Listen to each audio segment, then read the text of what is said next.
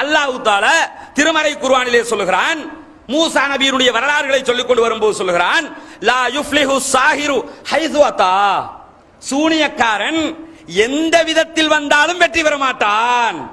இந்த ஒரு வசனம் போதாதா? சூனியத்தினால எந்த தாக்கமுமே உண்டாகாது, அதனால எதுவுமே செய்ய முடியாதுங்கிறத ஒரு முஸ்லிம் ஒத்துக்கொள்வதற்கு, மற்றவங்களை விடுங்க, ஒரு முஸ்லிம் நம்புவதற்கு இந்த ஒரு வசனம் போதாதா?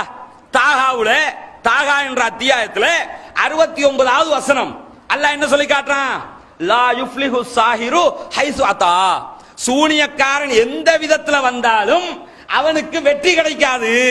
எப்படியாவது நிறைய பேருக்கு இந்த 48 நாளைக்குள்ள இந்த ஆளு மண்டைய போட்டுற மாட்டாரான்னு நினைச்சுக்கிட்டு இருந்தாங்க. அல்லாஹ் எப்படி அடிச்சான்?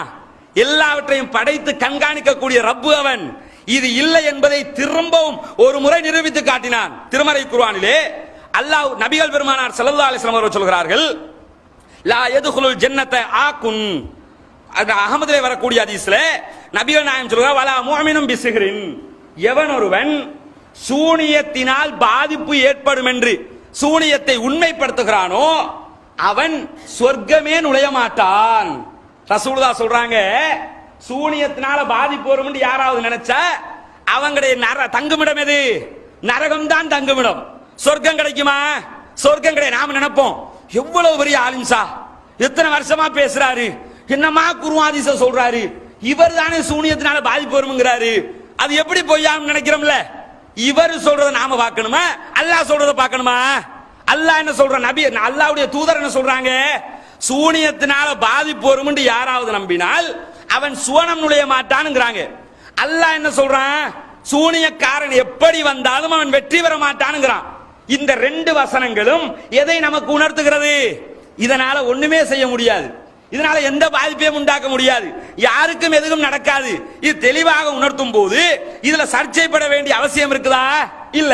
ஆனா என்ன செய்வாங்கன்னு கேட்டா, புகாரில் வந்திருக்கிறது, முஸ்லிமில் இருக்கிறது, ரசூலுல்லாஹ்வுக்கே சூனியம் செய்யப்பட்டதாம், நாங்க அதனால தான் நம்புறோம், நாங்க ஹதீஸை இல்ல நம்புறோம் அப்படிங்கிறாங்க. இந்த ஹதீஸை நம்புறோம்ங்கறாங்கல்ல, இவங்களுக்கு பின்னாடி ஒரு விஷயம் இருக்கு. அதை சொல்றதுக்கு முன்னாடி இந்த ஹதீஸ்களை நம்புவதாக சொல்கிறார்களே, இவர்களில் யாராவது நாம் கேட்கிற கேள்விகளுக்கு பதில் சொன்னார்களா? அல்லாஹ் இவர்களை பார்த்து சொல்லுகிறான். திருமறை குர்ஆனிலே சூரா ஃபுர்கானுடைய 8வது வசனத்தில் அல்லாஹ் தஆலா சொல்லுகிறான், வகாலல் ஸாலிமூன இன் தத்தபிஊன இல்லா ரஜுலன் மஸ்ஹூரா, நபிகள் நாயகத்திற்கு சூனியம் வைக்கப்பட்டிருக்கிறது என்று அநியாயக்காரர்கள் தான் சொன்னார்கள். இன்னைக்கு யாரெல்லாம் ரசூலுல்லாஹ்வுக்கு சூனியம் வச்சிருக்கு, சூனியம் வச்சாங்க, பாதிக்கப்பட்டாங்கன்னு சொன்னா அவங்க யாரு? அநியாயக்காரர்கள் அர்த்தம். நான் சொல்லல, சூரா ஃபுர்கான்ல அல்லாஹ் தஆலா 8வது வசனத்துல சொல்றேன், வகாலல் ஸாலிமூன, அநியாயக்காரர்கள் சொன்னார்கள் இந்த நபிக்கு சூனியம் வைக்கப்பட்டிருக்கிறது என்று. அப்ப என்ன அர்த்தம்? இந்த நபிக்கு சூனியம் வைக்கப்படல, அநியாயக்காரன் சொல்லிக்கிட்டு தெரியுறான், உண்மையான மூமின் அதை சொல்ல மாட்டான். இன்றைக்கு நபிகள் நாயகம் சூனியத்தினால் பாதிக்கப்பட்டார்கள் என்று யாரெல்லாம் சொல்லுகிறார்களோ அவர்கள் எந்த லிஸ்ட்ல சேருவாங்கங்கறத முடிவெடுத்துக்கிறீங்க. ஒண்ணு. இரண்டாவது, நபிகள் பெருமானார் ஸல்லல்லாஹு அலைஹி வஸல்லம் அவர்கள் இந்த சூனியத்திற்கு உண்மையிலேயே எந்த தாக்கமும் இல்லை, மார்க்க ரீதியாக எந்தவித தாக்கத்திற்கும் இதனால் உள்ளாக்க முடியாது. சூனியத்தினால் தாக்கம் ஏற்படும் என்று ஒருவன் நம்பினால் அவன் முஷ்ரிக்காக மாறிவிடுவான். எப்படி மாற? சூனியத்துக்கு மட்டும் இல்ல, பொதுவாகவே எடுத்துக்கிறீங்க. இப்ப எந்த பொருளுக்கு எந்த சக்தி இருக்கிறதோ அந்த சக்தி இருப்பதாக நினைத்தால் தான் அது முறை. ஒரு பொருளுக்கு இல்லாத சக்தி இருப்பதாக நினைத்து விட்டால் அது ஷிர்காக மாறிவிடும்.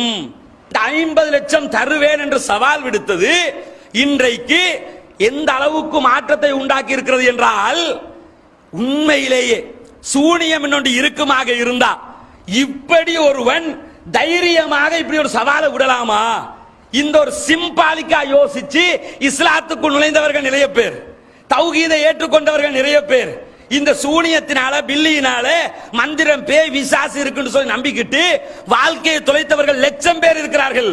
அவங்க அத்தனை பேருக்கும் சந்தோஷம், இது ஒண்ணு இல்லைன்னு நேச்சுரலா நிரூபிச்சுக்கிட்டு இருக்காங்க.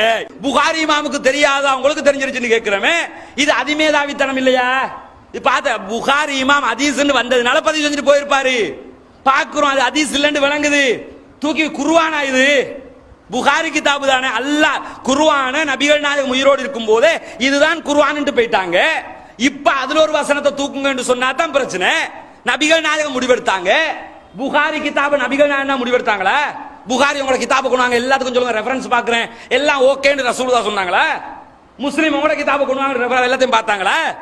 மனிதர்கள் தொகுத்தார்கள், தவறு வந்திருந்தால் தவறை தூக்கி வீச வேண்டும். காவிர்கள் 2 விதம் இருக்கிறாங்க. ஒன்னு இயற்கையிலே அவன் காவிராவே இருப்பான், இஸ்லாத்துக்கே வந்திருக்க மாட்டான். இன்னும் கொஞ்சம் பேர் முஸ்ரிக்கீன்களா இருக்கிறாங்களே, தர்காவுக்கு போய் கொண்டு அதை செஞ்சுக்கிட்டு இவங்க ஆரம்பத்துல இருந்தே முஸ்ரிக்கீன்களாக இருப்பாங்க. கொஞ்சம் பேர் இருப்பாங்க தௌஹீத் என்று வந்துட்டு திருப்பி முஸ்ரிக்கா மாறினவங்க. அவங்களுக்கு அல்லாஹ் சொல்றான், யாரெல்லாம் ஈமான் கொண்டதற்கு பிறகு மீண்டும் தங்களுடைய உள்ளத்திலே குஃபரை ஏற்படுத்தி கொண்டு உள்ளத்திலே குஃபருக்கு இடமளிக்கிறார்களோ அவர்களுக்கு அல்லாஹ்வின் கோபமும் வேதனையும் உண்டு. யாருக்கு இது? போலி தௌஹீத் வட்டத்துக்குள்ள இருக்கிற அத்தனை பேருக்கும் உண்டு. ஏன்? அத்தனை பேருமே தௌஹீத் என்ற வட்டத்துக்குள் வந்துவிட்டு இன்றைக்கு இந்த சூனியத்திற்கு சக்தி உண்டு என்று நினைத்துக் கொண்டு மீண்டும் வழிகேட்டுக்கு சென்று விட்டார்கள்.